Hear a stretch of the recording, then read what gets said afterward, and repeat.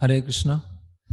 तो भागवतम में आगे बढ़ते हुए तो कल हमने चर्चा किया था कुरुक्षेत्र युद्ध पूरा हो गया है और सभी कुरु वंश के जो लोग हैं वो जल तर्पण करने के लिए जा रहे हैं, है ना। और शुद्ध गोस्वामी बता रहे हैं क्योंकि कुरुओं ने दुर्योधन और उसके जो साथ वाले लोग थे उन्होंने द्रौपदी का अपमान किया था। इसकी वजह से उनकी सबकी आयु कम हो गई थी, सबकी आयु उस समय समाप्त हो गई थी। और फिर आगे जल तर्पण करते हैं और अश्वत्थामा जो है अंतिम जो वंशज था कुरु वंश में, महाराज परीक्षित, वो मारने के लिए ब्रह्मास्त्र छोड़ते हैं और भगवान जो उत्तरा है उनके गर्भ की रक्षा करते हैं। और फिर आगे चल के परीक्षित महाराज का जन्म होता है। और परीक्षित उनका नाम क्यों पड़ा? परीक्षित मतलब परीक्षा करना, कि जो मैंने घर में जिसके दर्शन किए थे वो बाहर मुझे कहाँ मिलेंगे। सबका वो एग्जामिन कर रहे हैं, वन हु एग्जामिन, है ना। तो वो है परीक्षित। हर चीज को हर व्यक्ति को ढूंढ रहे हैं कि जो मुझे घर में जिनके दर्शन हुए थे वो व्यक्ति मुझे अभी तक मिले नहीं, है ना। तो परीक्षित महाराज का जन्म कुछ 3-4 अध्याय के बाद हम देखेंगे।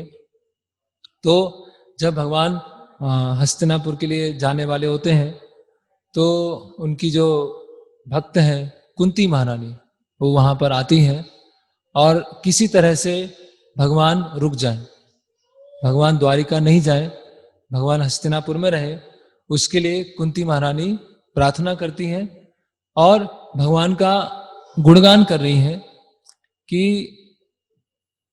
और जैसे प्रभुपाद वहां तात्पर्य में लिख रहे हैं कि भगवान ने घोषणा की थी कि कुरुक्षेत्र के युद्ध में वो अस्त्र नहीं उठाएंगे, है ना। पांडवों के साथ रहेंगे लेकिन अस्त्र नहीं उठाएंगे, है ना। लेकिन जब अश्वत्थामा ने ब्रह्मास्त्र छोड़ा तो अभी कुरुक्षेत्र युद्ध ऑलमोस्ट पूरा हो चुका है, थोड़ा सा बचा है। और भगवान के नियम के अनुसार जो उन्होंने व्रत लिया था तो उनको सुदर्शन चक्र जो है प्रकट नहीं करना चाहिए था, है ना।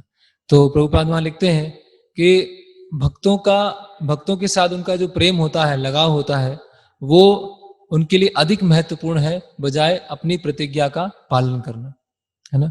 इसके लिए भगवान परीक्षित महाराज की रक्षा करते हैं। तो यहाँ पर कुंती महारानी प्रार्थना करना प्रारंभ करती हैं। उससे पहले कुंती महारानी के बारे में श्रील प्रभुपाद लिख रहे हैं, प्रायाणा विमुखम कृष्णम इदमाह प्रथा सती। तो कुंती महारानी का एक नाम क्या है? प्रथा, है ना। प्रथा है और कुंती है, कुंती भोज राजा के यहाँ थी वो। तो कुंती महारानी क्या है? सती है ना, चेष्ट। सती क्यों है? प्रभुपाद यहां पर समझा रहे हैं। सती मतलब जिनका भगवान श्री कृष्ण के अलावा और कोई आश्रय नहीं है ना। जैसे इस जगत में सब प्रकृति है और भगवान एकमात्र पुरुष है, तो जैसे प्रकृति का स्वाभाविक गुण है पुरुष की शरण ग्रहण करना, है ना। जो स्त्री है उनका स्वाभाविक गुण है जो पुरुष है उनकी संरक्षण ग्रहण करना। उसी तरह से हम सब जो प्रकृति है उनका स्वाभाविक लक्षण है भगवान की शरण को ग्रहण करना, तो सती है।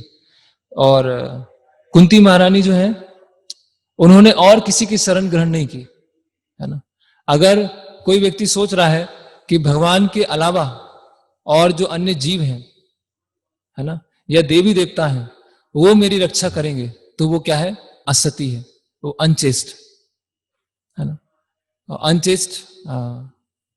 तो पांडवों का आश्रय, पांडवों के संरक्षक भगवान कृष्ण के अलावा और कोई नहीं थे।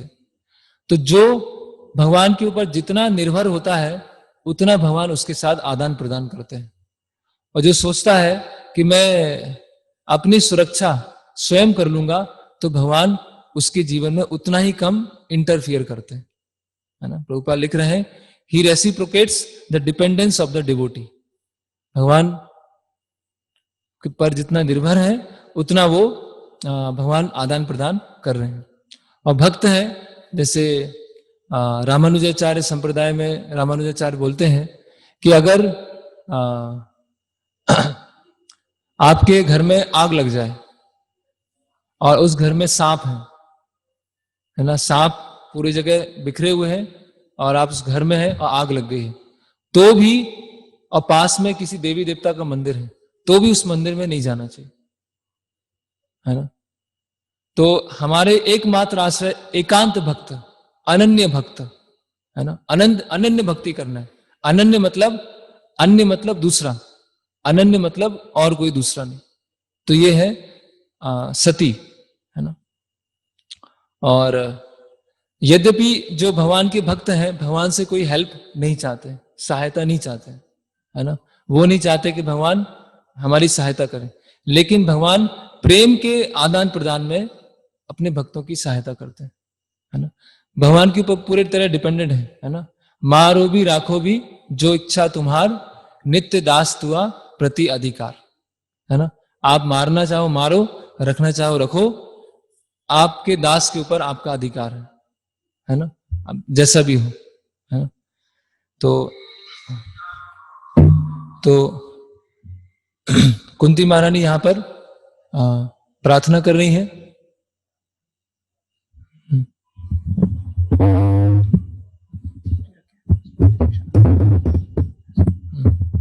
तो कुंती महारानी और कृष्ण है, उनका क्या संबंध है? कुंती महारानी क्या है? उनकी बुआ है ना। उनके जो पिता है वसुदेव, उनकी क्या है? बहन है ना। तो बुआ है। तो अभी कुंती महारानी जो प्रार्थना करेंगी वो ऐसा नहीं है कि भगवान की जो वास्तविकता है, भगवान का जो नित्य रूप है उसको नहीं जानती। भगवान की जो वास्तविक जो उनका तत्व ज्ञान है वो भी कुंती महारानी जानती हैं। और कुंती महारानी कह रही है कि आप मेरे केवल भतीजे नहीं हैं, आप मेरे भतीजे नहीं हैं, आप कौन हैं? आप पूर्ण पुरुषोत्तम भगवान है। तो कुंती महारानी बोलती है, नमस्ते पुरुषम त्वाद्यम ईश्वरम प्रकृते परम अलक्षयम सर्वभूतानाम अंतर बहिर अवस्थितम, है ना। तो मैं नमस्कार करती हूँ, किसको नमस्कार करती हूँ, किसको प्रणाम करती हूँ? पुरुषम त्वाद्यम, जो परम पुरुष है, जो सबसे पहले पुरुष है ना। बताए नित्यो नित्यानाम चेतनस चेतना नाम, है ना, कि बहुत सारे नित्य हैं लेकिन उसमें जो प्रमुख नित्य है वो भगवान है ना। तो कुंती महारानी जानती है कि भगवान कृष्ण कौन है? नमस्ते पुरुषम त्वाद्यम, परम पुरुष, है ना, ओरिजिनल सुप्रीम पर्सन, अलक्षयम सर्वभूतानाम अंतर बहिर अवस्थितम।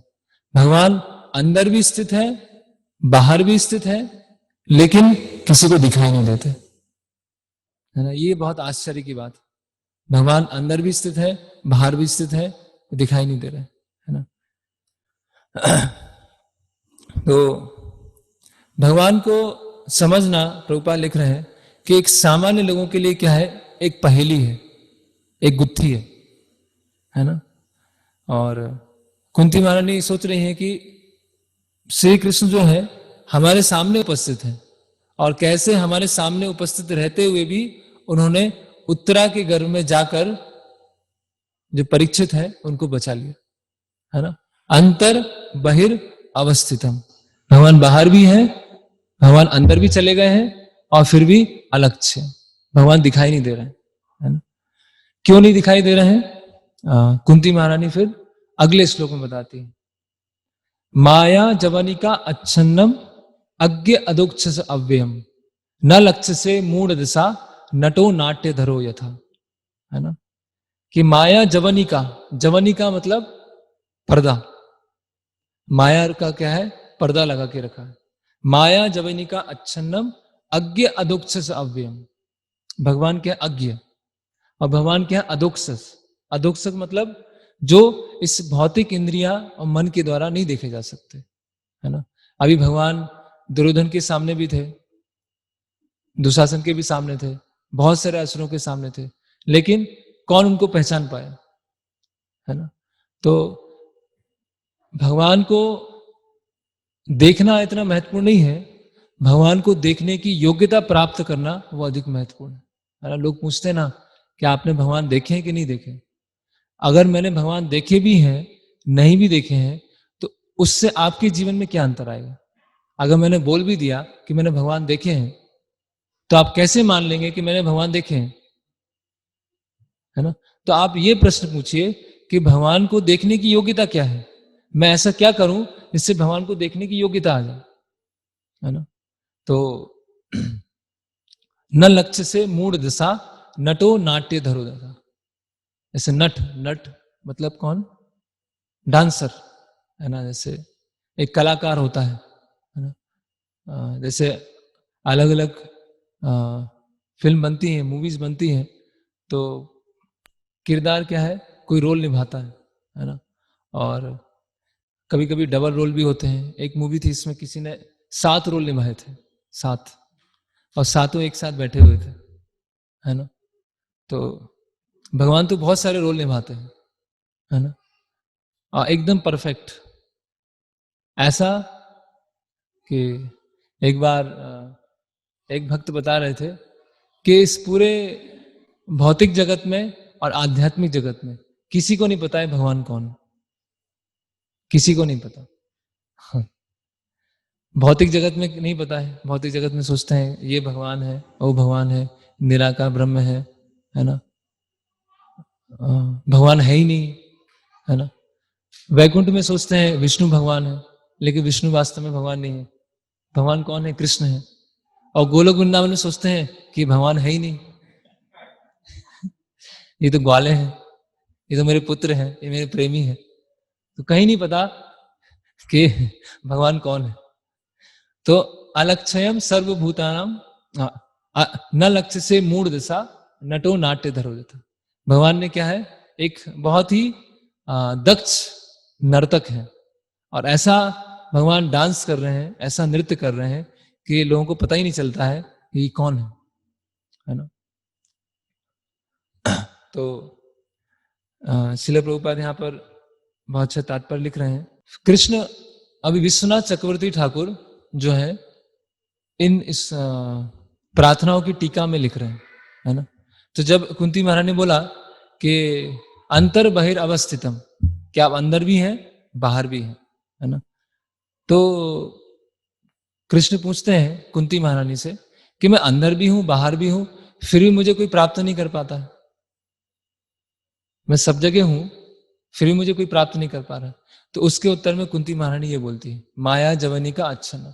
क्या है, पर्दा लगा के रखा है, आंखों के सामने पर्दा है।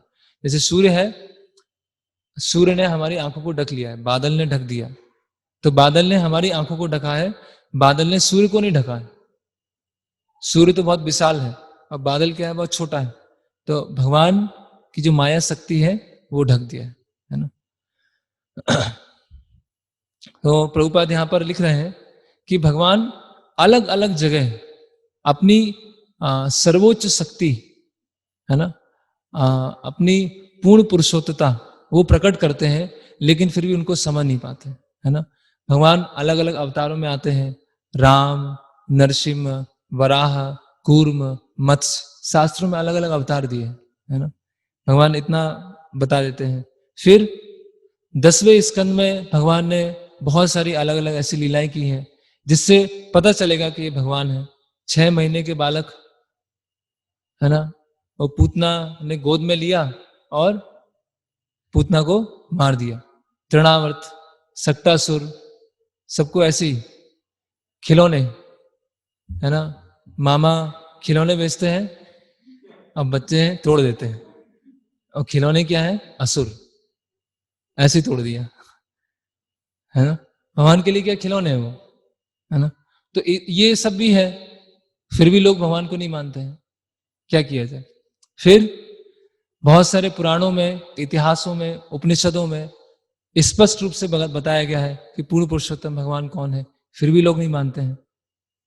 भगवान ने भगवत गीता में स्वयं बता दिया है, मत्ता परतरम नान्यत किंचित अस्ति धनंजया अहम सर्वस्व प्रभो मत्ता सर्वम प्रवर्तिते।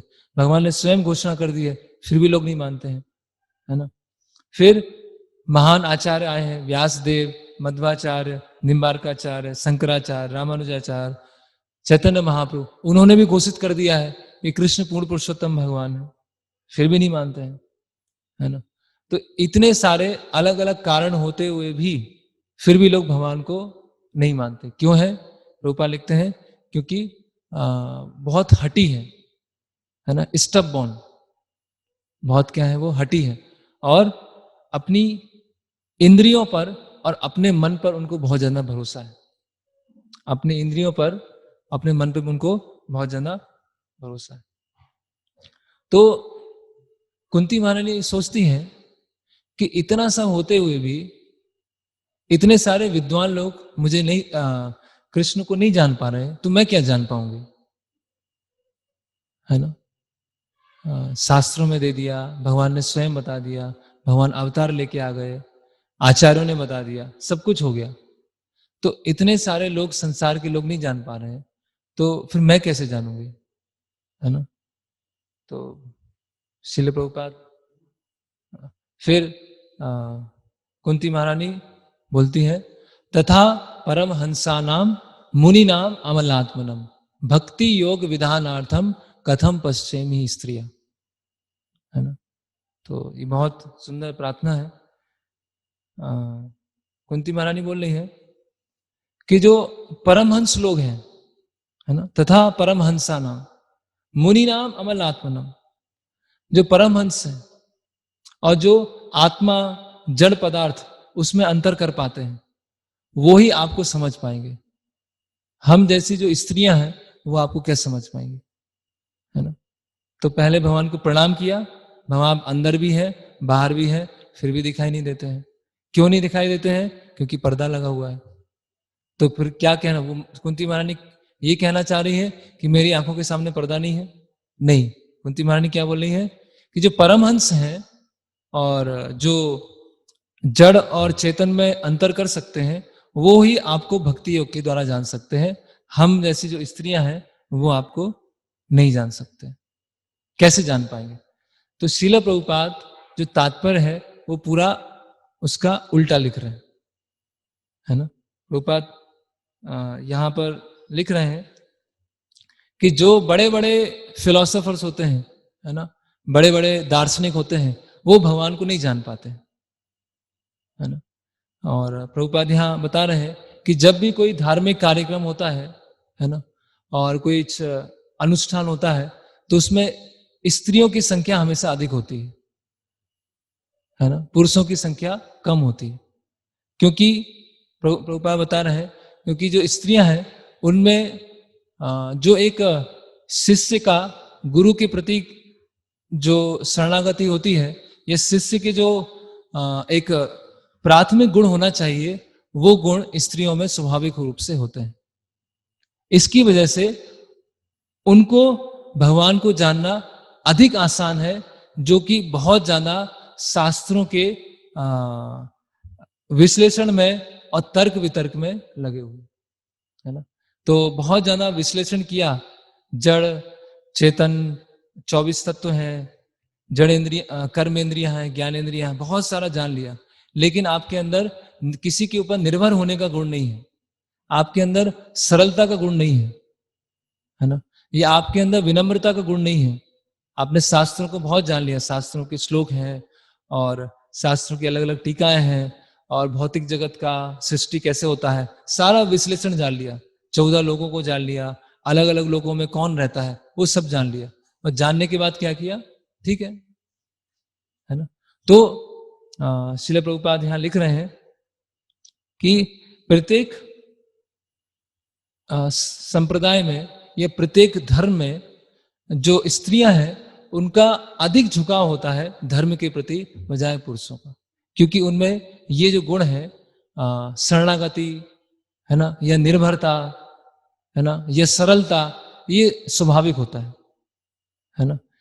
कॉम्प्लेक्स, बहुत ज्यादा कॉम्प्लेक्स सोचना, कॉम्प्लेक्स पर्सनैलिटी, ऐसा नहीं होता है। इन जनरल क्या होता है, सरल होता है ना। और और वो भगवान की जो सर्वोच्चता है उसको बहुत आसानी से मान लेते हैं, है ना। लेकिन जो अभक्त हैं, अभक्त पुरुष हैं, तो उनको भगवान को मानना, उसमें विश्वास करना, उनके नियमों को पालन करना वो बहुत मुश्किल होता है ना। उनमें क्या होता है, डोमिनेटिंग नेचर होता है। डोमिनेटिंग नेचर मतलब किसी पर प्रभुत्व जमाना। जो भी डेमोनिक नेचर होता है वो डिवोटी, नॉन डिवोटी मेल्स में मिल जाएगा, सब में मिल जाएगा, लेकिन नॉन डिवोटी जो पुरुष है उनमें मिल जाएगा। किसी को डोमिनेट करना, है ना, या अपनी बात को स्थापित करना, है ना, या बहुत ही सरल गुण नहीं होना, बहुत ही कॉम्प्लेक्स और शुरू टाइप में होना, बहुत चालाक होना, बहुत ज्यादा चतुर होना, है ना, अपना कैसे मतलब निकाला जाए, वो सब गुण स्वाभाविक रूप से होते हैं। क्योंकि हर व्यक्ति क्या है, इस भौतिक जगत में पुरुष बनना चाहता है, लेकिन पुरुष है नहीं, वो क्या है, प्रकृति है। और पुरुष को वो इमिटेट कर रहा है, और पुरुष को इमिटेट करने के कारण फिर क्या होता है, उसको भक्ति में शरणागति लेने में बहुत समस्या होती है ना। कई बार ऐसा होता है कि भक्ति में आते हैं, लेकिन शरणागति लेना, किसी की बात सुनना, स्वीकार करना, वो बहुत टफ जाता है। क्यों है, क्योंकि वो हमारा गुण नहीं है। हम क्या है, कृत्रिम रूप से पुरुष बनना चाहते हैं, है ना। तो प्रभुपाद जी यहाँ पर इस श्लोक का टाइटल देते हैं the most intelligent women. Kunti महारानी क्या है, सबसे बुद्धिमान स्त्री है ना। और प्रभुपाद फिर यहाँ लिख रहे हैं कि भगवान क्या देखते हैं, सिंसियरिटी देखते हैं। जो साधक है उसकी वो है सिंसियरिटी देखते हैं कि कितनी वो निष्कपटता से भगवान की शरण में आना चाहता है। और ये जो सिंसियरिटी है, निष्कपटता है, प्रभुपाद लिख रहे हैं कि जो स्त्रियां हैं उनमें जल्दी आ जाता है, और पुरुषों में क्यों नहीं आता है, क्योंकि क्या है, मिथ्या अहंकार अधिक होता है। और जो मिथ्या अहंकार अधिक होने के कारण क्या होता है, शरण लेने में मुश्किल होता है ना। तो कुंती महारानी बोल रही है कि स्त्रियां नहीं समझ पाएंगी, और प्रभुपाद बोल रहे हैं स्त्रियां आसानी से समझ पाएंगी, है ना। तो कुंती महारानी विनम्रता में इन प्रार्थनाओं को बता रहे कि हम तो बहुत ज्यादा फिलॉसफी और बहुत तत्व विचार करना और अलग अलग विश्लेषण करना, ये तो हमको पता ही नहीं है, तो हम आपको कैसे समझ पाएंगे। जो विश्लेषण करने वाले हैं वो आपको नहीं समझ पाए, हम क्या समझ पाएंगे, है ना। तो इसलिए भगवान को समझने के लिए क्या चाहिए, वो सरलता का, है ना, निष्कपटता, वो गुण चाहिए। अगर वो गुण आ जाएगा तो भगवान को समझ पाएंगे। इसलिए कुंती महारानी समझ गई। समझ गई क्या, वो तो पहले ही से ही भगवान की शुद्ध भक्त है ना। फिर फिर आगे भगवान, फिर कुंती महारानी बोलती हैं कि जो मेरे भाई हैं, है ना, भाई और मेरी भाभी, उनके भाई कौन है, वसुदेव और देवकी, वो बहुत क्या है, वो बहुत ही भाग्यशाली है, बहुत ही फॉर्चुनेट है। तो उस उनके लिए वो प्रार्थना करती है, कृष्णाय वासुदेवाय देवकी नंदनाय च नंद गोप कुमाराय गोविंदाय नमो नमः, है ना। कृष्णाय वासुदेवाय देवकी नंदनाय च, है ना। जैसे वसुदेव, जब भगवान को वासुदेव बोलते हैं तो भगवान को किसका स्मरण आता है, अपने पिता वसुदेव का स्मरण आता है। जब भगवान को देवकी नंदन बोलते हैं तो भगवान को किसका स्मरण आता है, अपनी माता देवकी। जब यशोदा नंदन बोलते हैं तो यशोदा मैया का स्मरण आता है। भगवान को जब हम वृंदावन चंद्र बोलते हैं तो वृंदावन का स्मरण आता है ना। तो कुंती महारानी बोल रही कृष्णाय वासुदेवाय देवकी नंदनाय च, है ना। इसके द्वारा वो अपने जो वसुदेव है उनका भी गुणगान कर रही है और कृष्ण का भी गुणगान कर रही है ना। नंद गोप कुमाराय गोविंदाय नमः, कि भगवान आप कौन है, नंद गोप, है ना। तो कुंती महारानी बता रही है कि ये जो बहुत ज्यादा विश्लेषण करना और बहुत ज्यादा जटिल बुद्धि लगाना, इससे आपको नहीं समझ सकते। किससे समझ सकते हैं, अगर जो भक्त हैं उनमें भगवान की कृपा प्राप्त करने की बहुत तीव्र इच्छा होगी, भगवान की सेवा करने की तीव्र इच्छा होगी, तो भगवान अपनी कृपावश अपने भक्तों को प्रकट कर देते हैं और भक्त क्या उनको जान पाते हैं। और ये जो अवतार है, कृष्ण अवतार है, वो सबसे श्रेष्ठ है। क्यों है? क्योंकि इसमें भगवान बहुत ही सुलभ है, उनसे मिलना बहुत सुलभ है। विष्णु अवतार है, अभी जैसे वैकुंठ है, तो वैकुंठ में भगवान का सिंहासन है, योग पीठ जिसको बोलते हैं, लक्ष्मी नारायण वहां बैठे हुए हैं। लोग चाम बहुत सारे वेद हैं, मूर्तिमान वेद हैं, वो चामर मोर पंख खिला रहे हैं, वेदों की स्तुतियां चल रही हैं, है ना, कुछ वाद्य यंत्र बजाया जा रहा है, और पूरा जो माहौल है वो कैसा है? ऐश्वर्य में है। जैसे मान लीजिए कोई मेंबर ऑफ पार्लियामेंट सब बैठे हुए हैं और बीच में प्रधानमंत्री बैठा हुआ है ना, तो प्रधानमंत्री के गले में हाथ नहीं डालेंगे ऐसे, है ना। वहां क्या है? एक ऐश्वर्य का पूरा माहौल बना हुआ है। ज्यादा काम से काम बात करना, है ना, ज्यादा बातचीत नहीं करना। लेकिन भगवान क्या है? बहुत ही सुलभ, है ना। भगवान के जो भक्त हैं भगवान के कंधे के ऊपर बैठ गए, है ना। आगे कुंती महारानी बोलेंगी कि यशोदा माई ने तो आपको बांध दिया, है ना, और आपके आंखों से आंसू आ रहे हैं और जो काजल है वो पूरे आपके चेहरे पे लग गया है। तो ये जब मैं दृश्य देख रही हूँ तो मुझे बहुत क्या है, बहुत अचरज हो रहा है, बहुत विडंबना हो रही है कि आप परम पुरुष हैं, है ना, और माया के द्वारा को ढक रखा है, और आपकी ऐसी स्थिति हो रही है कि आप डर रहे हैं, है ना। तो ये जो कृष्ण है वो सबको बहुत ही आसानी से सुलभ है, भक्त उनके साथ बहुत ही अंतरंग जो लीला है, डीलिंग्स है, वो कर सकते हैं। फिर वो वसुदेव और देवकी का गुणगान कुंती महारानी इसलिए कर रही है क्योंकि वसुदेव के पुत्र के रूप में भगवान आए हैं और वसुदेव की बहन वो है। तो उसकी वजह से क्या है, कुंती महारानी और जो कृष्ण है उनके बीच में एक संबंध और क्या है, एक तो भक्त और भगवान का भी है, और दूसरा किसका संबंध है? मातृत्व का संबंध है।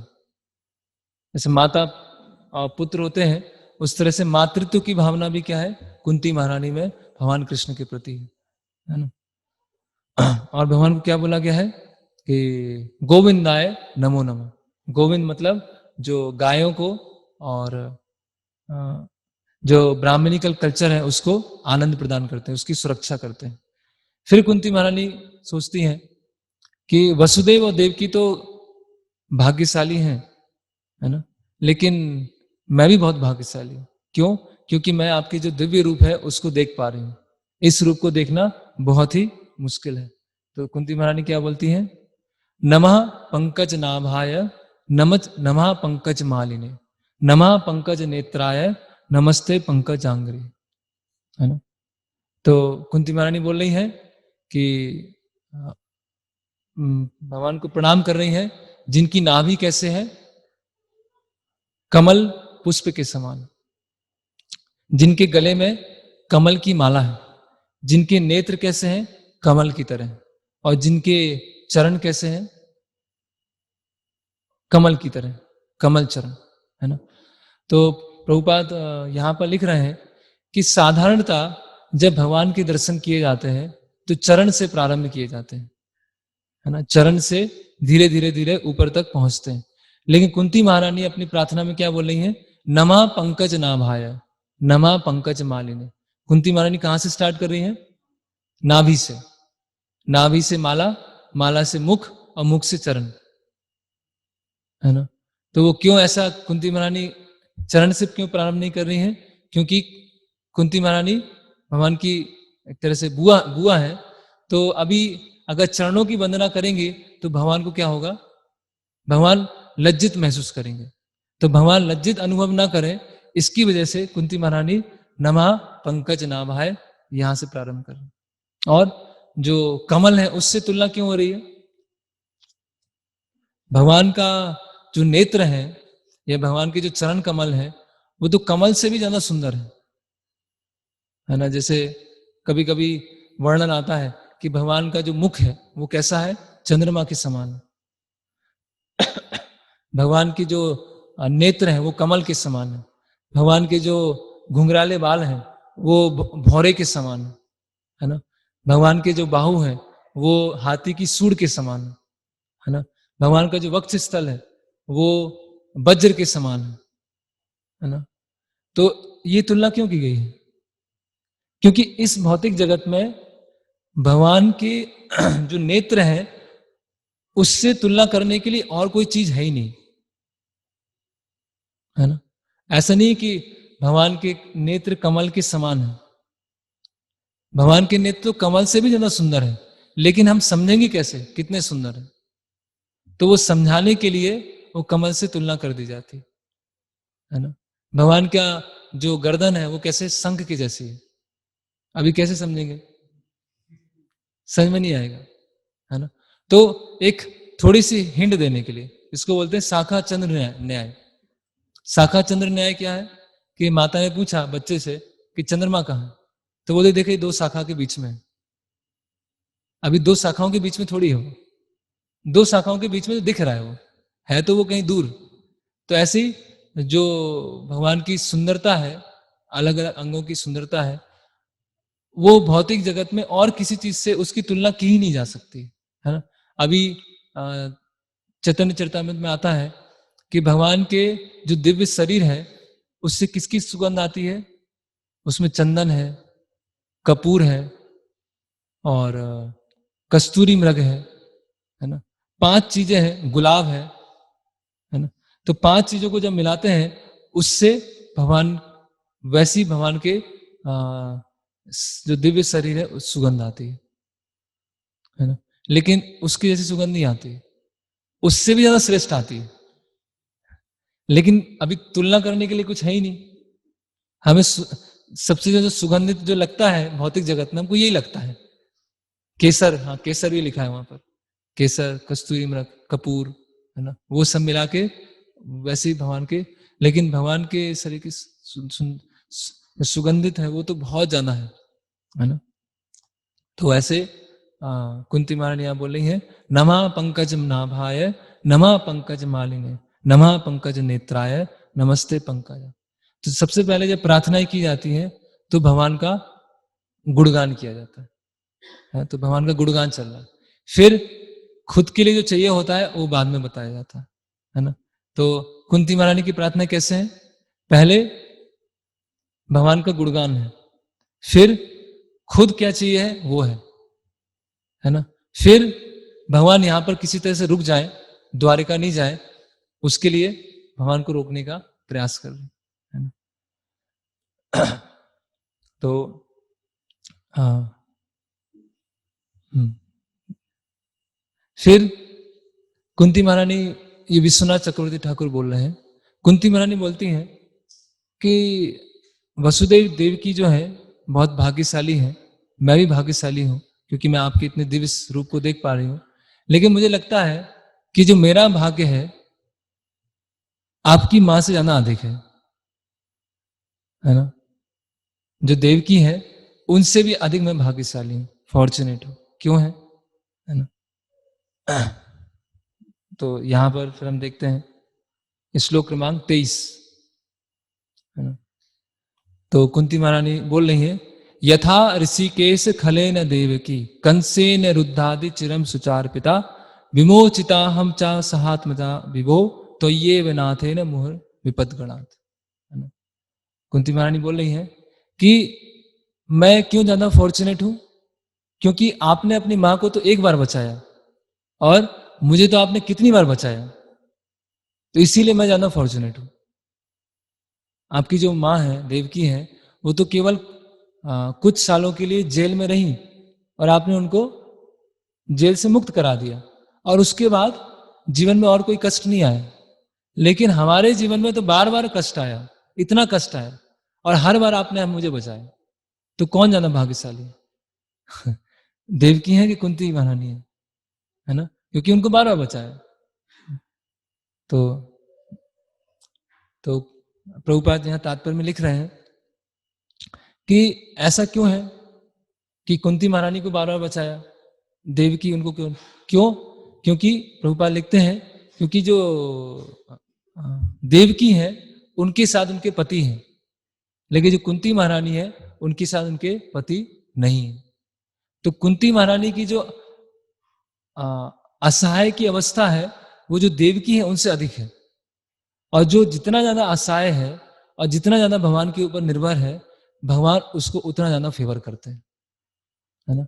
क्योंकि जो देवकी है उनको संरक्षण देने के लिए कोई है, लेकिन कुंती महारानी है उनको संरक्षण देने के लिए कोई नहीं है, एक तरह से देखा जाए तो, है ना। क्योंकि भीष्म पितामह, द्रोणाचार्य वो भी अलग अलग व्रतों से बाध्य थे, तो उनको संरक्षण देने, तो उनकी जो समस्या और दुगनी हो गई है। आगे हम अध्याय में देखेंगे कल, भीष्म पितामह बोल रहे हैं कि पांडवों को जितना कष्ट आया उससे अधिक जो कुंती है उनको कष्ट आया, है ना। क्योंकि पांडवों को बड़ा करना है ना। और उसके बाद जब पांडव बड़े हुए और जब हस्तिनापुर पहुंचे तो वहां भी बार बार कष्ट आ रहे हैं, है ना। तो हर कष्ट में क्या है, भगवान हमें बचा रहे हैं, है ना? तो फिर अभी कुंती महारानी सारे कष्टों को याद कर रही है ना। तो देवकी है उनसे ज्यादा फॉर्चुनेट कैसे हैं, अभी उसको बता रहे हैं। किन किन कष्टों से भगवान ने बचाया। विशाख महाग्ने पुरुषाद दर्शनात् असत सभाया वनवास कृच्छता मृदे मृदे नेक महारथास्त्रो द्रोणस्य तस्मात् हरे भी रक्षिता। तो किन किन चीजों से भगवान ने बचाया कुंती महारानी को। विशाख महाग्नि, विष दिया गया। और हम देखेंगे इसमें बहुत सारे जो घटनाएं हैं उसमें भगवान ने नहीं बचाया, और किसी कारण से बचे हो लेकिन भगवान ने नहीं बचाया हो। फिर भी कुंती महारानी क्या बोल रही है, आपने बचाया। अभी भीम को विष दिया गया तो भगवान ने बचाया, नहीं बचाया। भीम को विष दिया गया और भीम को नदी में फेंक दिया गया, और जो नागलोक के जो जन थे उन्होंने जब डसा तो पूरा विष निकल गया। तो भगवान ने तो नहीं बचाया, यहां पर विष से तो नहीं बचाया। विषान महाग्नि, महाअग्नि से कब बचाया, लाक्षागृह में। तो लाक्षागृह में भगवान ने कब बचाया, बचाया भगवान ने नहीं बचाया। किन्होंने बचाया, विदुर ने। तो विष में भी नहीं बचाया और महान अग्नि में नहीं बचाया। फिर पुरुषाद दर्शनाथ, नरभक्षी राक्षसों से बचाया। नरभक्षी राक्षस कौन थे, हिडिंबा, है ना, बकासुर।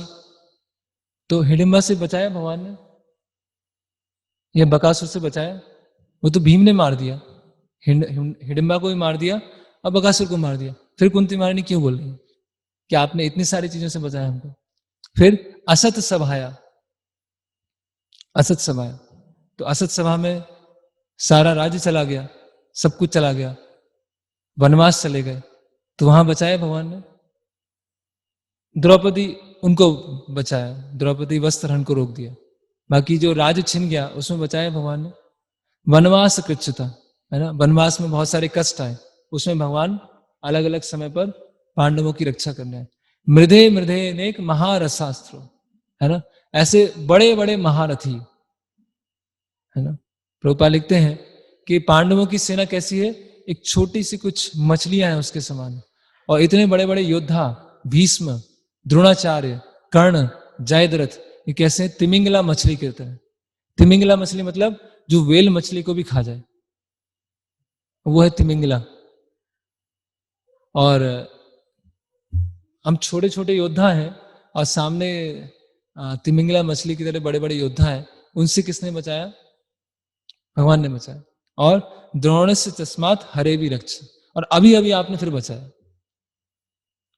अश्वत्थामा ने ब्रह्मास्त्र छोड़ा और आपने बचाया। तो पूरे जीवन भर अलग अलग कष्ट आए, है ना। और इतने सारे जो कष्ट आए, इसमें से एक भी कष्ट अगर हमारे जीवन में आता है तो हम क्या है, पूरी तरह से हिल जाएंगे, पूरे बेचैन हो जाएंगे, और पता नहीं भक्ति कर पाएंगे कि नहीं कर पाएंगे। बहुत मुश्किल है पूरे जीवन भर, है ना। मतलब हम कुंती महारानी के जीवन में देखते हैं तो प्रारंभ से ही, है ना, उनके विवाह के पश्चात से ही एक के बाद एक के बाद एक के बाद एक, मतलब पांडवों से अधिक कष्ट किनको आए? कुंती महारानी को, है ना। तो फिर कुंती महारानी फिर क्या बोलती है कि जितने भी कष्ट थे भगवान, ये क्या थे? आपकी आशीर्वाद था, ब्लेसिंग्स थी। और अभी क्या है, आप जा रहे हैं तो आपको रोकने का एक ही तरीका है कि हमें और कष्ट दें, तभी आप रुकेंगे। कष्ट आएंगे तो आप आएंगे बचाने के लिए, तो आप मुझे और कष्ट दें, और कष्ट आएंगे तो आप बचाने आएंगे, तो आप यहीं पर रहेंगे, है ना। विपदा संतुता सत्स्वत तत्र तत्र जगद गुरु भवतो दर्शनम यत् स्यात् आपुनर्भव दर्शनम। कुंती महारानी क्या बोल रही है कि ये जो विपत्तियां हैं वो बार बार आए, बार बार ये विपत्तियां हैं, है ना। कोई ऐसा मांगता है कि भगवान कष्ट बार बार आए, विपत्तियां बार बार आए? भगवान मेरा रोज माइंड डिस्टर्ब हो, है ना, एक दिन क्यों बार बार माइंड डिस्टर्ब हो, है ना। भगवान मुझे मेरे दुश्मन और बढ़ जाए, अभी मेरे दुश्मन कम है, थोड़े दुश्मन और बढ़ जाए। ऐसे कोई नहीं मांगता, है ना। तो जो पांडवों के साथ और कुंती महारानी के साथ हुआ वो तो बहुत ही असाधारण विपत्तियां हैं, है ना, असाधारण से भी असाधारण। और कुंती महारानी क्या बोली है कि बार बार वो विपत्तियां आए, और बार बार विपत्तियां आएंगी तो बार बार आप मुझे बचाने आएंगे, और बार बार बचाने आएंगे तो आपके बार बार दर्शन होंगे, और आपके बार बार दर्शन होंगे तो ये जन्म मृत्यु के जो चक्र है उसके दर्शन होना बंद हो जाएंगे, है ना। तो ये प्रार्थना करने के लिए भी क्या है, बहुत साहस चाहिए। हमने भगवान को बोल दिया कि भगवान मेरे जीवन में कष्ट आए, और अगले दिन कोई कष्ट आ गया,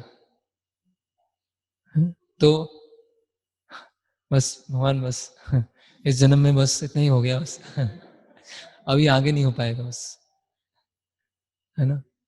अब देखिए बहुत कई लोगों से जब प्रचार में मिलते हैं तो ये समस्या है, वो समस्या है, कुछ पारिवारिक समस्या है, कुछ जमीन की समस्या है, कुछ पैसे की समस्या है, डिग्री की समस्या है, उसी पर पूरी चर्चा चलती रहती है ना।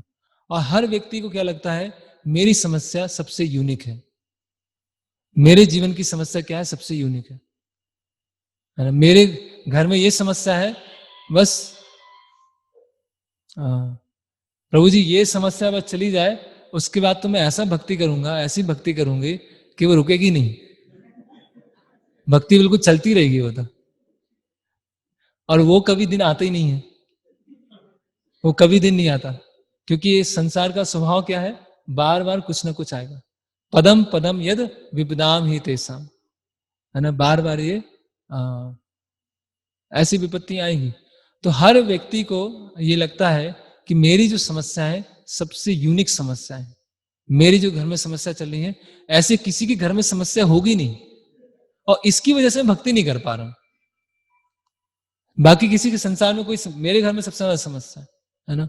तो एक बार कोई भक्त है, उन्होंने परम पूज्य भक्ति विकास महाराज से पूछा कि महाराज मेरे घर में बहुत ही बड़ी समस्या है, एक बहुत बड़ी समस्या है। तो महाराज बोले बहुत खुशी की बात है, आपकी एक ही समस्या है, लोगों की तो बहुत सारी समस्याएं होती हैं, आपकी तो एक ही समस्या है। है ना। तो क्या बताते हैं, तत्तेनुकंपा सुसुमिक्ष मानो भुंजान एवात कृतम विपाकम हृदवाग वपुर्भिर विद्धन नमस्ते जीवेत यो स मुक्ति पदे सा दाय भाग, है ना। जो भी समस्या है हृदवाग वपुर्भिर विद्धन नमस्ते, उसको स्वीकार करते हुए, भगवान की कृपा को स्वीकार करते हुए अगर वो सहन करता जाता है तो क्या हो जाता है, मुक्ति पदे सा दाय भाग। दाय भाग मतलब वो अधिकारी हो जाता है।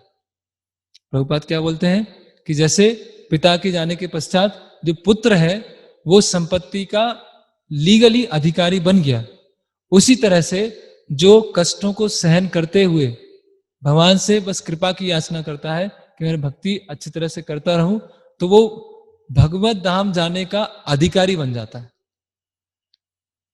ना, उसका राइट बन जाता है, अधिकार बन जाता है कि वो भगवत धाम जाएगा, है ना। तो जैसे कभी कभी जो हमारे परिजन हैं, हमारे पिता हैं, वो कभी कभी दूध देते हैं और कभी कड़वे नीम का काढ़ा भी देते हैं, लेकिन दोनों चीज में क्या है, उसका भला है, सामने वाले का भला है।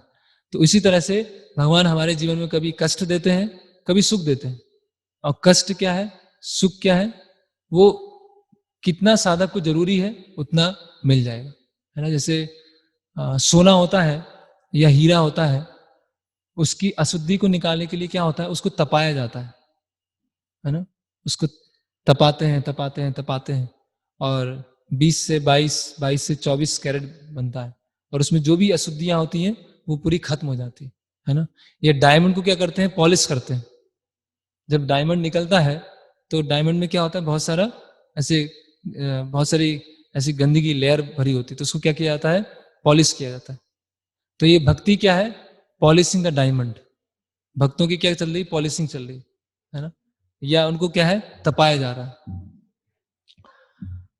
तो ये जो कुंती महारानी की प्रार्थना है, ये तो बहुत ही अद्भुत प्रार्थना है। ये प्रार्थना तो कोई भी नहीं कर सकता है ना।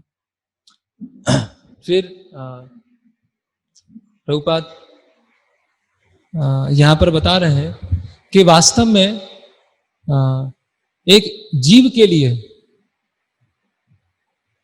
वास्तव में एक जीव के लिए इस भौतिक जगत में कष्ट जैसा कुछ है ही नहीं।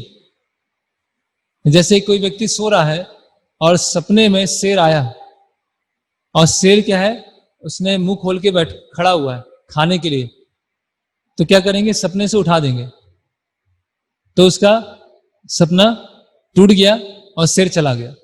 तो इसी तरह इस संसार में जो भी हमको दुख मिल रहा है वो सब क्या स्वप्न है, आया और गया।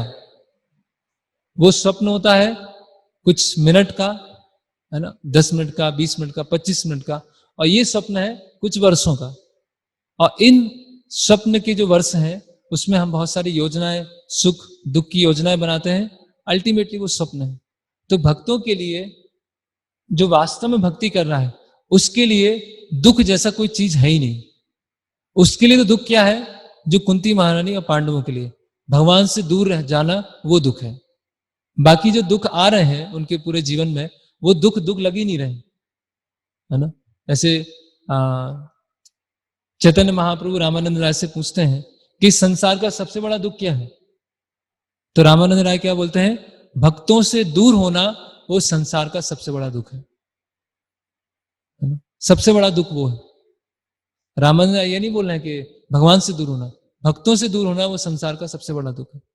तो अभी हमें वो दुख दुख लग ही नहीं रहा है, इसीलिए बाकी दुख हमें को सता रहे हैं।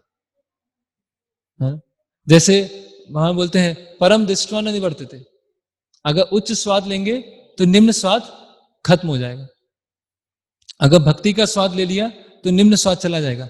इसी तरह से जो भगवान से या भगवान के भक्तों से दूर रहने का जो दुख है, उसको अनुभव कर लिया तो जो नीचे के दुख हैं वो सब चले जाएंगे। कोई ना तो कोई दुख होगा, कोई ना कोई सुख होगा। तो भगवान की सेवा का सुख और भगवान के भक्तों से दूर रहने का दुख, तो इस सुख और दुख को अनुभव करेंगे तो निचले स्तर के जो सुख और दुख है उससे हम मुक्त हो जाएंगे, है ना। तो यहां पर कुंती महारानी बोलती है फिर से हमको विपत्ति आए। फिर आगे कुंती महारानी कहती हैं, ये भी बहुत महत्वपूर्ण प्रार्थना है। बोलती हैं, जन्म ऐश्वर्य श्रुति श्री भी एदमाना मदा पुमान नैवर हाथ विधातुम मैं त्वाम अकिंचन गोचरम। ये विपत्तियां हैं वो मेरे लिए आशीर्वाद है, और जो भौतिक समृद्धि है वो मेरे लिए क्या है, अभिशाप है। क्या 4 चीजें हैं जिसकी वजह से व्यक्ति भगवान को नहीं पुकार पाता है, वो क्या है, जन्म ऐश्वर्य श्रुति श्री एद माना मदा पुमान, ये व्यक्ति को पागल बना देता है। 4 चीजें हैं जो व्यक्ति को पागल बना देती है। पहला है अच्छे कुल में जन्म। अभी हम देखेंगे कुंती महारानी का किस कुल में जन्म हुआ? वृष्णि वंश में। जन्म ऐश्वर्य, तो ऐश्वर्य था कुंती महारानी के पास, ऐश्वर्य था, राजा की पुत्री है ना, और फिर स्वयं रानी बनी कुछ समय के लिए, और राजाओं की मां, ऐश्वर्य की कोई कमी नहीं है। जन्म ऐश्वर्य, श्रुति, विद्वान है कि नहीं है? अभी इतनी सुंदर जो प्रार्थनाएं हैं उसका उच्चारण करने के लिए, उसकी रचना करने के लिए बहुत ही उच्च स्तर की आध्यात्मिक बुद्धि चाहिए। तो श्रुति भी है और श्री, सुंदरता, और सुंदर भी है। तो कुंती महारानी के पास चारों चीजें हैं, जन्म, ऐश्वर्य, श्रुति और श्री। और कुंती महारानी क्या बोल रही है कि ये चारों चीजें हैं व्यक्ति को पागल बना देती है। एद माना मदा पुमान, पागलपन का दौरा चढ़ जाता है। किसी के पास बहुत ज्यादा शिक्षा है, उसके कान बंदी हो जाते हैं, वो भगवान के बारे में कुछ सुनता नहीं है। कोई बहुत ही कुछ समृद्ध परिवार में है जहां पैसे की कुछ कमी नहीं है, उसको हम बताएंगे, सुनने को तैयार नहीं है ना। एद माना मदा पुमान नैवर हाथ विधातुम है, वो आपको पुकार ही नहीं पाएगा। यहां पर प्रभुपाद लिख रहे हैं कि कुछ लोग ऐसे सुबह उठते हैं और जमाई लेते हुए बोलते हैं हरे कृष्णा, ऐसे है ना, सुबह उठे और कृष्ण, है ना, ऑकेजनली, कभी कभी, क्योंकि उनको भगवान को जो पुकार रहे हैं वो पुकार करने में कोई तीव्रता नहीं है, क्योंकि उनके पास क्या है, जन्म, ऐश्वर्य, श्रुति और श्री है। उसकी वजह से क्या हो गया है, ये शराब से भी बड़ा नशा है। शराब का नशा तो क्या है, कुछ घंटों में उतर जाता है, लेकिन ये जो नशा है, चार चीजों का नशा है, वो नहीं उतरता है, वो तो चढ़ जाता है। वो तो कब निकलता है वो नशा, जब माया हमारे जीवन में लात मारती है, माया की जो ठोकर लगती है, तब ये नशा उतरता है। बाकी अच्छे कुल का, अच्छी बुद्धि का, सुंदरता का और समृद्धि का, ये नशा ऐसा होता है, इसकी वजह से और कौन आपको पुकार सकता है? यहां पर क्या कुंती महारानी क्या बता रही, कौन आपको पुकार सकता है? जो प्रभुपाद यहां इंग्लिश में लिख रहे हैं, materially exhausted, those who are materially exhausted. Exhaust मतलब थक गए, बस बहुत हो गया।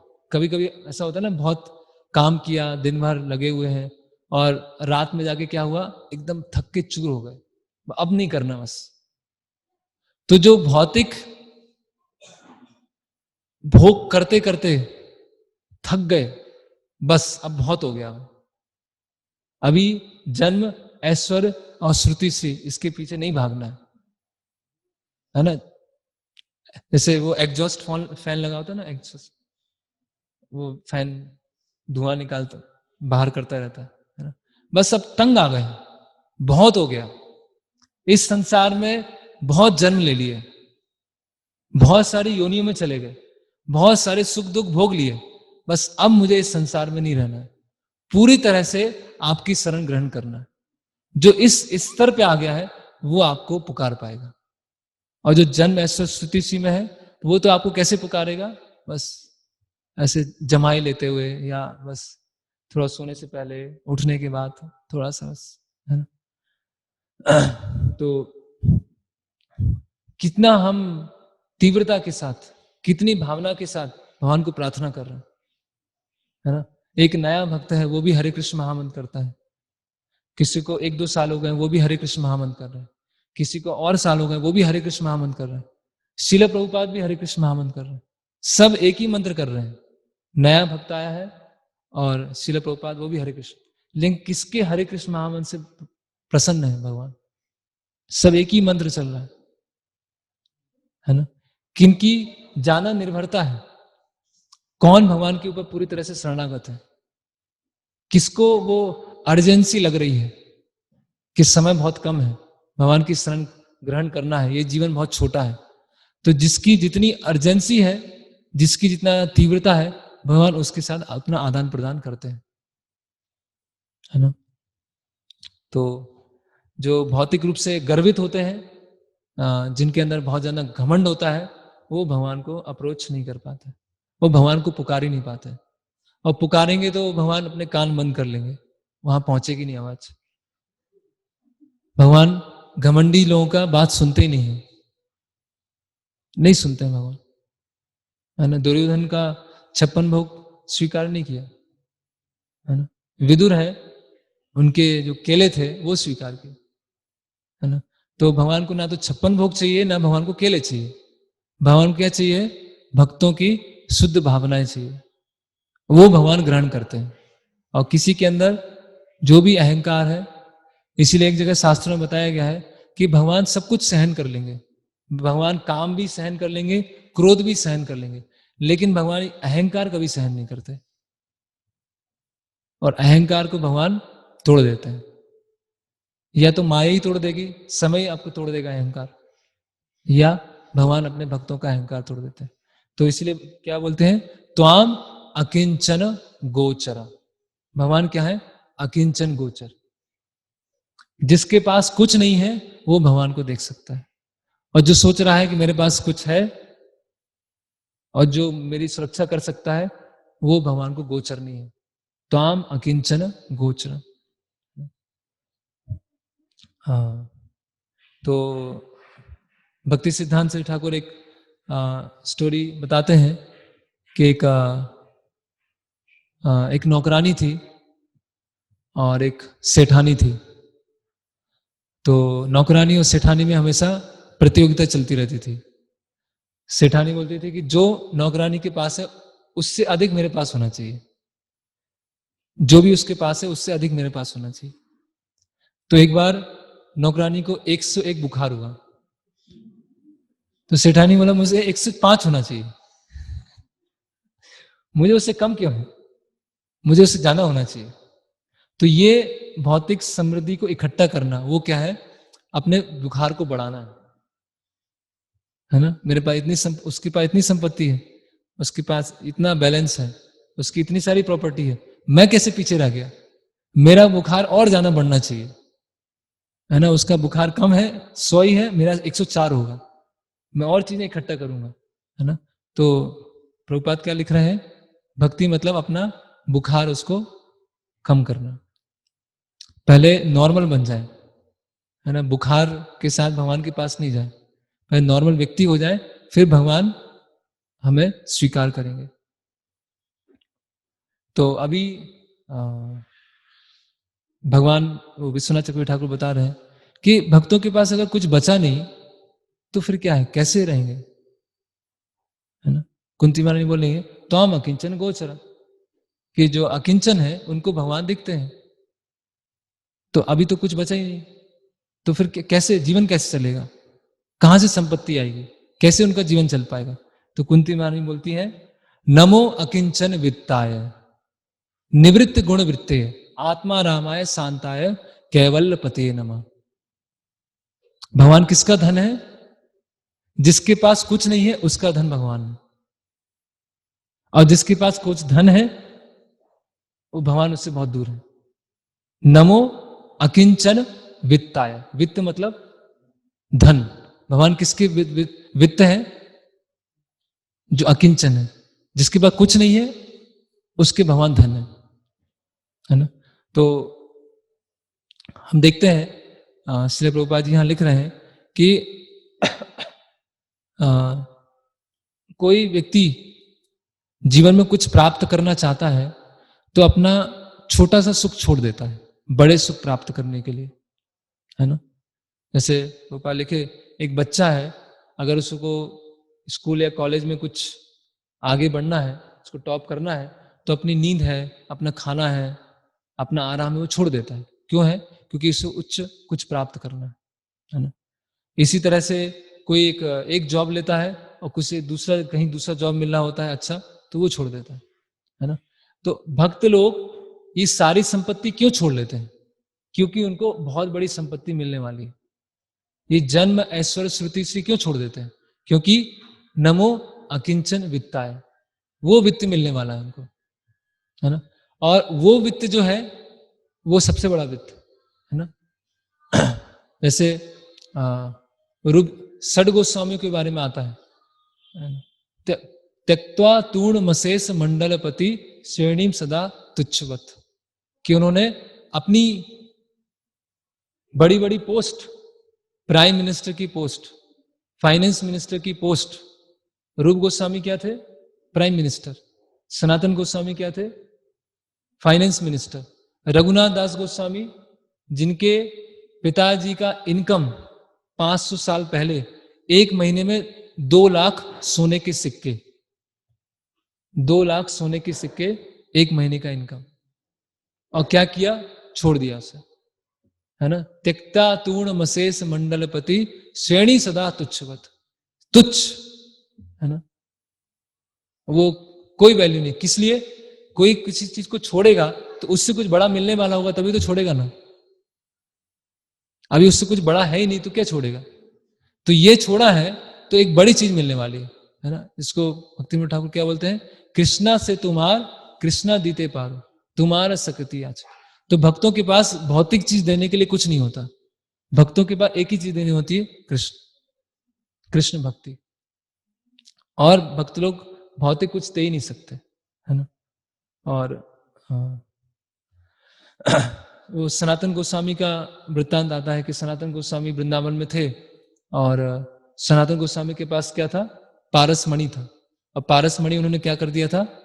कचड़े में डाल के रखा था, कचड़े में पारस मणि।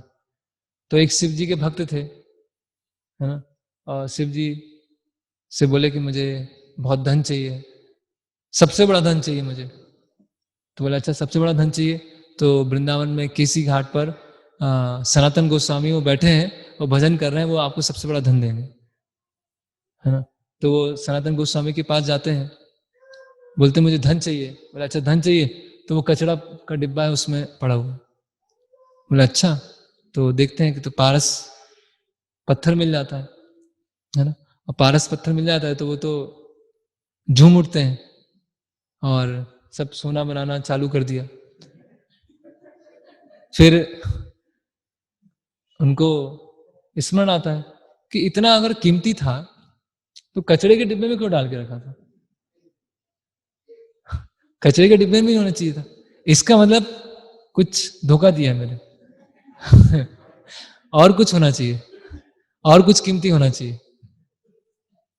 फिर वो जाते हैं, बोले आपने ये तो सबसे कीमती नहीं दिया, ये तो आपने कचड़े के डिब्बे में डाला था।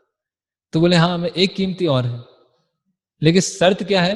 पहले इसको यमुना नदी में फेंक दो, उसके बाद फिर मैं वो कीमती चीज दूंगा।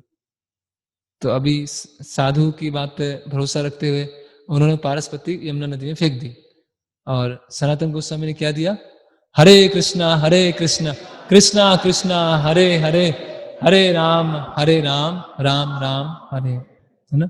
नाम चिंतामणि श्री कृष्ण चैतन्य रस विग्रह, पूर्ण शुद्ध नित्य मुक्त अभिन्नत नाम नाम, है ना। नाम चिंतामणि, ये क्या है? चिंतामणि। लोगों को चिंता है ना किसके लिए? मणि के लिए। लेकिन नाम क्या है? चिंतामणि। भगवान का जो भगवत धाम कैसे बना है? चिंतामणि से। मतलब ऐसी मणि है जिसमें खुशबू आती है, ऐसा वो रत्न है जिसमें खुशबू आती है ना? तो नाम चिंतामणि। तो अगर कुछ हमें उच्च चीज प्राप्त करना है तो नीचे की चीज छोड़ना पड़ेगा। अगर हम सोच रहे हैं नीचे की चीज भी बना के रखेंगे और ऊपर भी प्राप्त करना है तो वो नहीं हो पाएगा, है ना। तो प्रभुपाद यहाँ लिखते हैं कि इस आधुनिक सभ्यता में बहुत सारी चीजें लोग इकट्ठी कर रहे हैं, है ना। प्रभुपाद अभी अमेरिका का, भारत में प्रभुपाद जी ने तात्पर्य लिखा है। प्रभुपाद लिख रहे हैं कि लोग सुंदर बनने के लिए पैसा खर्च करके लिपस्टिक खरीदते हैं। प्रभुपाद तात्पर्य में लिख रहे हैं कि बहुत सारे कॉस्मेटिक चीज खरीदते हैं सुंदर बनने के लिए, है ना। और ऐसे अनावश्यक चीजों को इकट्ठा करते जाते हैं। तो ये पूरी जो भौतिक सभ्यता है क्या है, एक अनर्थ है, बहुत बड़ा अनर्थ है। तो इसीलिए इस बुखार से हमें मुक्त होना है, और बुखार से जब हम मुक्त होंगे तो वास्तविक संपत्ति हमें प्राप्त होगी। और वो वास्तविक संपत्ति हमें किससे प्राप्त हो सकती है? जिसके पास वो है। अगर हम प्रचार करना चाहते हैं लेकिन हमारे पास ही वो कृष्ण भक्ति नहीं है जो हमें दूसरे भक्तों से मिली है, वो ही हमारे पास नहीं है, तो कैसे हम दूसरों को दे पाएंगे, है ना? तो भगवान क्या है? नमो अकिंचन वित्ताय, है ना? और भगवान भक्तों की प्रॉपर्टी है, और भक्त क्या है? भगवान की प्रॉपर्टी है। दोनों का क्या है? डीलिंग है कि अहम भक्त पराधीन, मैं भगवान क्या बोलते हैं? मैं अपने भक्तों का पराधीन, है ना? तो भगवान की प्रॉपर्टी है भक्त, और भक्तों की प्रॉपर्टी है भगवान, है ना? तो फिर आगे कुंती महारानी इस तरह से प्रार्थना आगे बताती हैं कि आपको, आपके जो जन्म है, आपने जन्म लिया, आप प्रकट हुए, इसके पीछे लोगों के बहुत सारे आर्ग्यूमेंट्स हैं। समझ में नहीं आ रहा कि आपने जन्म क्यों लिया, आप प्रकट क्यों हुए, है ना? तो कुंती महारानी बोलती हैं कि आपकी जो ये लीला है बहुत ही विरोधाभास लगती है। कोई बोलता है कि आप चलते नहीं हैं, फिर सबसे तेज चलते हैं। कोई बोलता है कि आपका जन्म नहीं होता है, आप जन्म लेते हैं।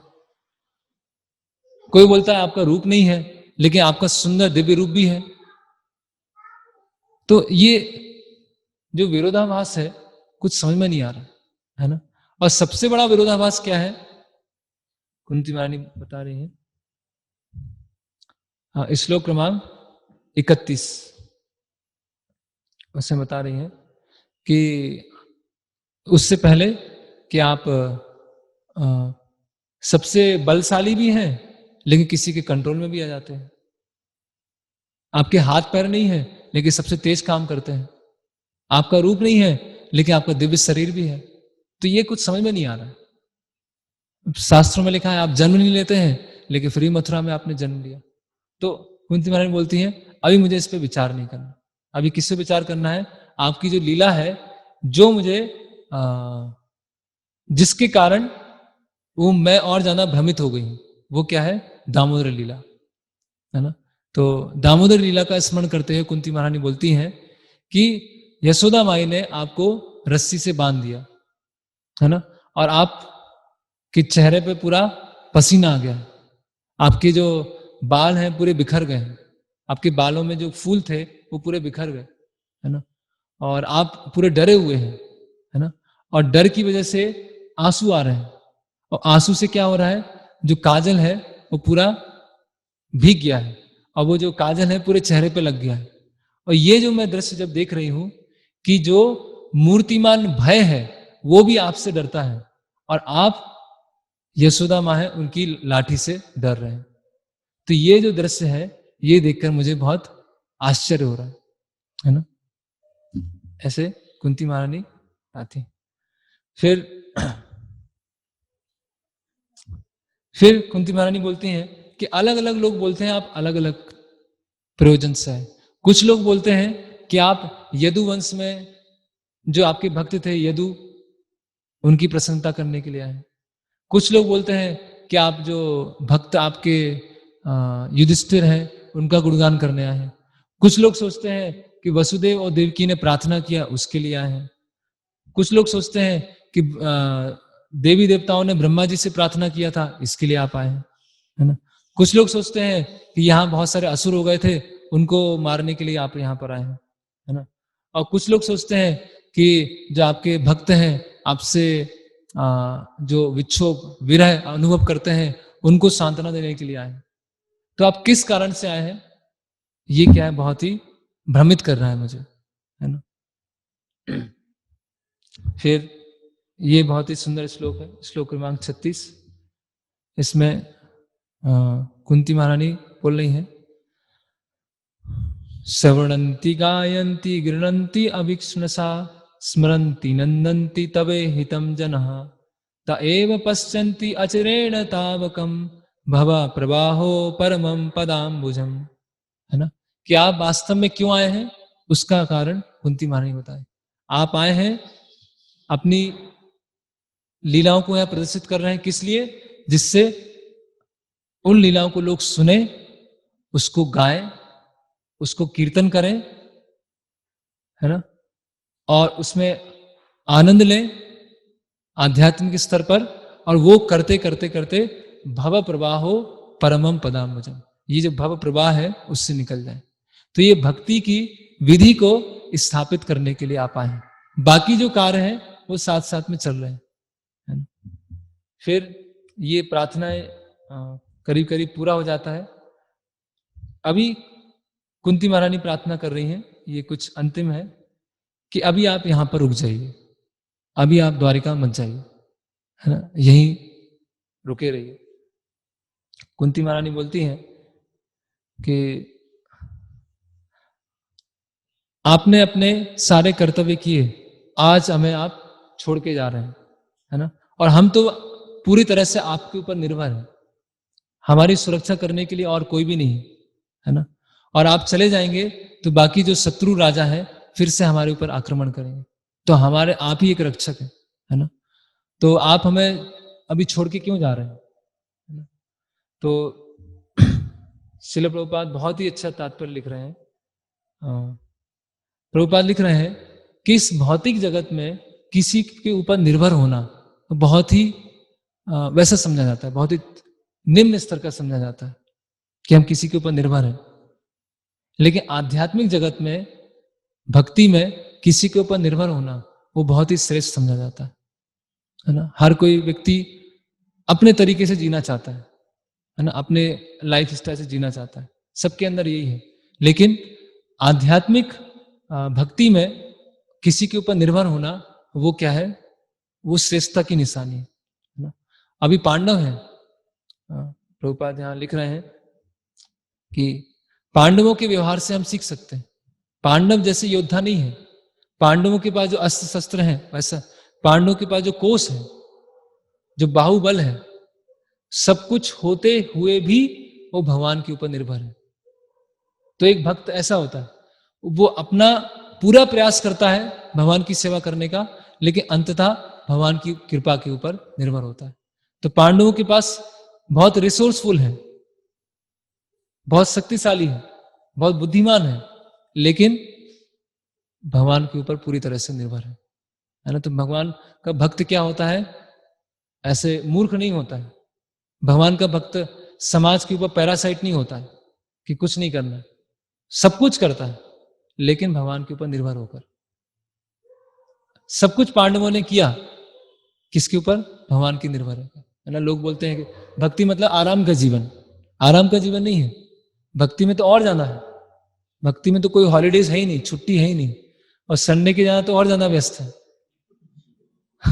संडे के दिन तो और व्यस्त हो गए तो भक्ति में तो आराम है ही नहीं, है ना। एक बार एक जगह बड़ौदा में रथ यात्रा था, तो रथ यात्रा हुआ तो भक्त बहुत लोग थक गए, बहुत ज्यादा थक के एकदम चूर हो गए, महीने से सेवा में लगे हुए थे।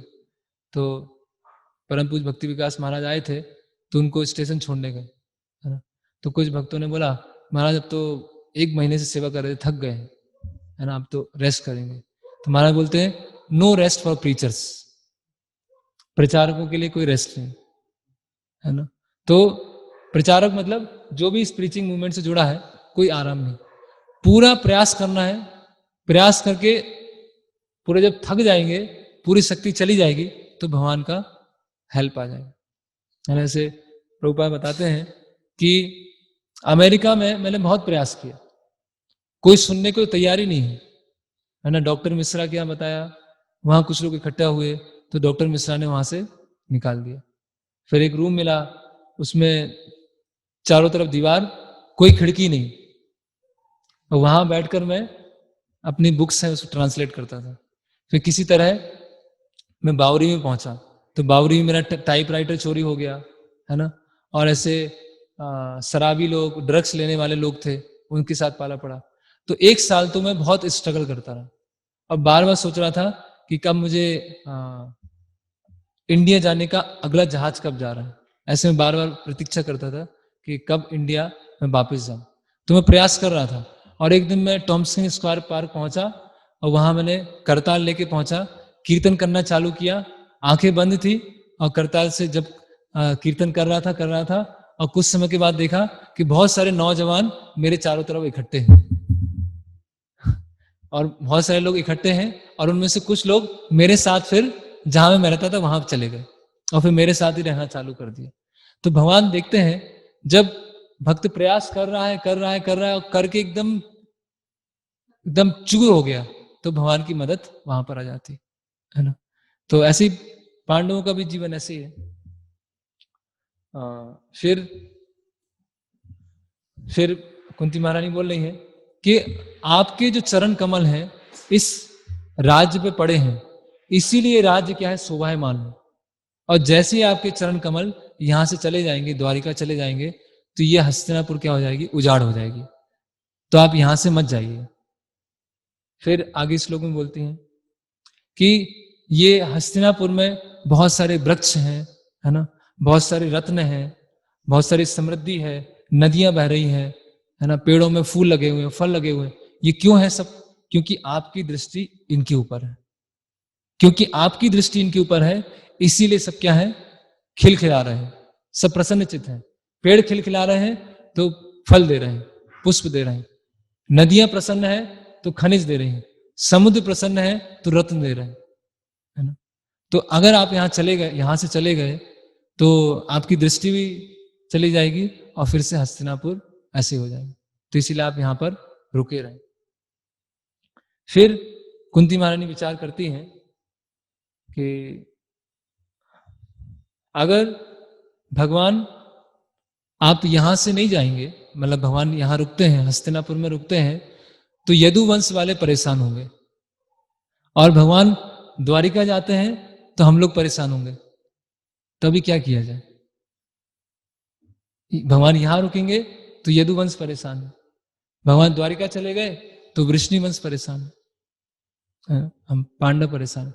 तो कुंती महारानी बोलती हैं, बहुत अच्छी प्रार्थना है, अथ विश्वेश विश्वात्मन विश्व मूर्ति स्वकेशु में स्नेह पास एवं छिंदी दृढ़म पांडुसु विष्णुसु। कि भगवान दोनों जगह से मेरा स्नेह पास को काट दीजिए, है ना। जो पांडवों का वंश है वहां से भी काट दीजिए और वृष्णि वंश है वहां से भी काट दीजिए, है ना। मुझे बहुत, मैं डिसाइड नहीं कर पा रही हूं कि भगवान आप इधर रहे या उधर द्वारिका जाए, है ना। जो वृष्णि वंश है, जो द्वारिका है, वो कुंती महारानी का क्या है, मायका है ना। और हस्तिनापुर क्या है, ससुराल। तो अभी उनसे संबंध रखें, इनसे संबंध रखें, इनसे रखेंगे तो वो दुखी है, उनसे रखेंगे तो ये दुखी है। तो कुंती महारानी क्या बोली, इसने पासम इदम छिंदी दृढ़म पांडु से विष्णु से। पांडु वंश से भी और वृष्णि वंश से, दोनों से ही जो स्नेह पास है उसको आप कट कर दीजिए, उसको खत्म कर दीजिए और एकमात्र आपके प्रति मेरी एक निष्ठता हो जाए, है ना। और प्रभुपाद यहाँ लिख रहे हैं कि जो शुद्ध भक्त हैं उनको भगवान से मांगने में बहुत लज्जा आती है, बहुत शर्म आती है। लेकिन कभी कभी गृहस्थ भक्तों को भगवान से कुछ मांगना पड़ता है। और मांगना क्यों पड़ता है? क्योंकि बहुत सारा स्नेह पास बना हुआ है। वो स्नेह पास होने के कारण गृहस्थ भक्तों को कुछ मांगना पड़ता है। तो कुंती महारानी बोल रही है कि पांडव मेरे पुत्र हैं और वृष्णि बस मेरा मायका है ना। तो अभी क्या किया जाए, मन परेशान है तो ये स्नेह पास को आप खत्म कर दीजिए। तो प्रभुपाद बता रहे हैं कि अगर हमें भगवान से स्नेह करना है तो बहुत सारे जो स्नेह पास वो खत्म करना पड़ता है। और षट गोस्वामी का उदाहरण दे रहे हैं। फिर आगे बढ़ते हैं। तो कृष्ण पूछ रहे हैं कि आपको यदुवंश से भी स्नेह नहीं है रखना है, पांडु से नहीं स्नेह रखना है, तो क्या निराकार ब्रह्म की प्राप्ति करना है क्या? भगवान पूछ रहे हैं क्या करना है।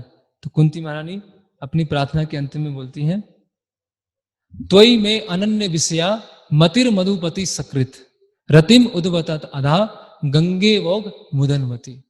जिस तरह से गंगा अपने जहां से निकलती है और अलग अलग जगह पर जाती है, पहाड़ी पर जाती है, नगरों में जाती है ना, और ऐसे बहुत सारे रास्ते आते हैं, बहुत सारे अवरोध आते हैं, लेकिन कहां पे जाके रुकती है? समुद्र में जाके रुकती है। उसी तरह से मेरी मति केवल आपके चरणों में जाके रुके, बस ये मैं चाहता हूं। किसी भी तरह का कोई डायवर्जन नहीं, किसी भी तरह का कोई अवरोध नहीं, किसी की तरह का इधर उधर नहीं, केवल आपके चरण कमलों में जाकर मेरी मति रुके, है ना। चैतन्य महाप्रभु से कोई मिलते थे तो चैतन्य महाप्रभु क्या बोलते थे? कृष्णेर मति रस्तु, कृष्ण में मति हो। कृष्ण, कृष्णेर मति, कृष्णेर रति, कृष्णेर पति, है ना, कृष्ण पति। तो वही कुंती महारानी बोले कि सभी अन्य विषयों से मेरी मति चली जाए और एकमात्र आपके चरण कमलों में जाकर रुके।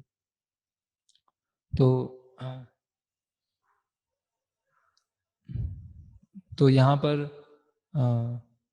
और प्रभुपाद बता रहे हैं कि वास्तव में पांडु वंश या विष्णु वंश से वो इसने तोड़ना नहीं चाहती है, जो लेकिन शारीरिक आधार पर रिश्ता है उसको वो खत्म करना चाहती है और आध्यात्मिक स्तर पे ही बना रहे वो चाहती है।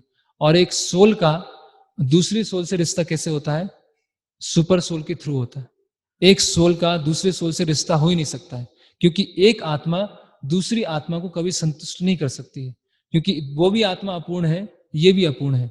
तो एक अपूर्ण दूसरे अपूर्ण को कैसे संतुष्ट करेगा? तो एक अपूर्ण को जब दूसरे पूर्ण से मिलेगा उसके बाद वो संतुष्ट होगा।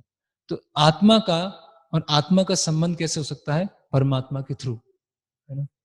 तो इस तरह से कुंती महारानी की प्रार्थनाएं पूरी होती हैं और भगवान प्रार्थनाएं सुनते हैं, है ना। भगवान मुस्कुराते हैं, है ना, और प्रार्थना को ग्रहण करते हैं, स्वीकार करते हैं। लेकिन फिर भी भगवान ने मन तो बना ही लिया है कि अभी भगवान रुकेंगे नहीं, द्वारिका जाएंगे। लेकिन युधिष्ठिर महाराज फिर आते हैं और युधिष्ठिर महाराज शोक संतप्त हैं, है ना। जैसे कल हमने चर्चा किया था कि मेरी वजह से इतने लोग मरे हैं, है ना, इतना बड़ा युद्ध हुआ केवल मेरे कारण, है ना। तो भगवान से बोलते हैं युधिष्ठिर महाराज कि कुछ समय आप और रुक जाइए, है ना, मैं बहुत दुखी हूं, आप थोड़े समय और ठहरिए, है ना। तो भगवान युधिष्ठिर महाराज के कहने से वे थोड़ा रुक जाते हैं, है ना। और युधिष्ठिर महाराज को पांचों पांडवों को कहाँ ले जाते हैं? भीष्म पितामह के पास में। और फिर भीष्म पितामह पांचों पांडवों को सांत्वना देंगे, है ना। तो वो हम कल चर्चा करेंगे। तो यहाँ पे हम विराम देते हैं। हरे कृष्णा। किसी कोई प्रश्न है, कोई जिज्ञासा है, पूछ सकते हैं। और ये जो प्रार्थना है कुंती महारानी की, वो पढ़ भी सकते हैं घर जाकर। ये बहुत ही जल्दी जल्दी बहुत शॉर्ट में लिया है, उसको विस्तार से हम देखेंगे तो प्रभुपाद जी के बहुत ही सुंदर तात्पर्य है। जिनका यहाँ जूम पर प्रश्न है वो टाइप करके भी लिख सकते हैं। हरे कृष्णा प्रभु जी। हरे कृष्णा प्रभु जी, आपने अभी जैसे लेक्चर में पहले बताया था कि अकिंचन गोचर के बताया आपने।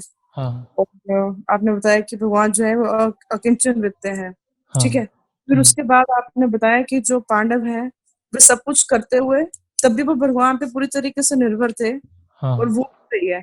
तो ये एक तरफ तो हमारे गोस्वामी हैं जिन्होंने सब कुछ त्याग दिया था, हाँ। और एक पांडव हैं जो कि सब ऑपुलेंसेस के अंदर थे। तो इन दोनों चीजों को कैसे समझेंगे? और एक अपने पर्सनल क्वेश्चन ये था जी, सब चीजें हमें पता है कि हमें सब कुछ त्यागना होता है और भगवान की शरण में जाना फाइनली, बट कहीं वो डिजायर इतनी इंटेंस नहीं होती। ये चीज कैसे आएगी हमें प्रभु जी? ये बड़ा समझ नहीं आता। तो अच्छा प्रश्न है कि गोस्वामियों ने तो सब कुछ त्याग दिया, लेकिन पांडवों सारी समृद्धि के बीच रहते हुए भगवान की सेवा किया। तो दोनों को कैसे समझें? जब हम बोल रहे हैं कि नमो अकिंचन वित्ताय, अकिंचन का वित्त है, तो पांडव तो उसके बीच में ही है, चारों चीजों के बीच में है, लेकिन गोस्वामी ने सब कुछ त्याग दिया। तो यही प्रश्न श्रील प्रभुपाद ने अपने गुरु महाराज भक्ति सिद्धांत सरस्वती ठाकुर से पूछा था। प्रभुपाद ने पूछा कि रघुनाथ दास गोस्वामी और सनातन गोस्वामी ने सब कुछ त्याग दिया